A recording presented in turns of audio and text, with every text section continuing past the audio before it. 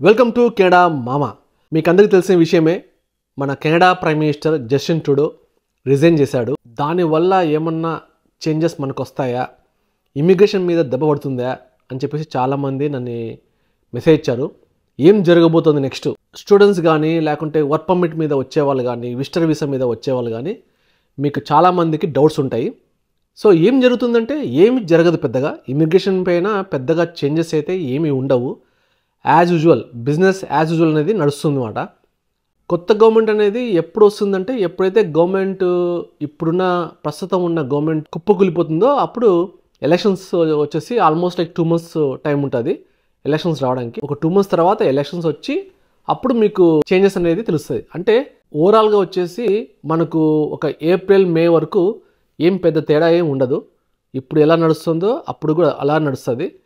So ఇంతటి political uncertainty టైంలో కెనడాకి రావడం అనేది అవసరమా లేదా అని చెప్పేసి అది మీరే డిసైడ్ చేసుకోవాలా. ఎందుకంటే సో మీకు అనుకూలంగా ఉంటే కెనడాకి రమ్మని చెప్తాను.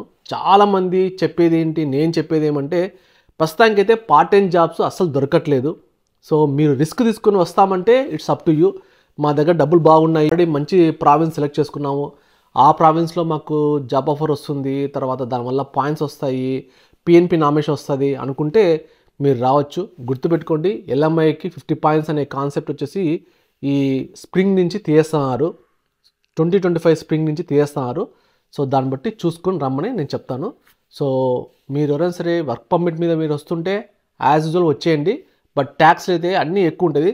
వచ్చే ముందు కెనడా గురించి 100% తెలుసుకొని వస్తే మీకు రావాలా వద్దని మీకే డిసైడ్ కావచ్చు. మీకు ఎవరికైనా డౌట్స్ ఉంటే నాతో అపాయింట్మెంట్ బుక్ చేసుకోండి. మీరు నాతో అపాయింట్మెంట్ బుక్ చేసుకోవాలంటే దానికి సంబంధించిన లింక్ నేను డిస్క్రిప్షన్లో ఇస్తాను, మీరు చూసుకోండి. సో దట్ మీరు నాతో కనెక్ట్ అయితే జనరల్ టాపిక్స్ ఏమైనా డిస్కస్ చేయాలనుకుంటే కెనడా గురించి you can always discuss with me.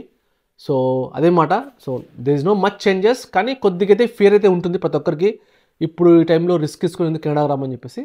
So ఒకవేళ మీరు టూ మచ్ కన్ఫ్యూజన్ ఉంటే stay where you are, stay happy where you are. So నేను చెప్పేది ఏమంటే 2026 కల్లా కొద్ది గొప్ప కెనడా అనేది కొద్దిగా చేంజెస్ అనేది వస్తాయి. వచ్చిన తర్వాత మీరు డిసైడ్ తీసుకొని రావచ్చు.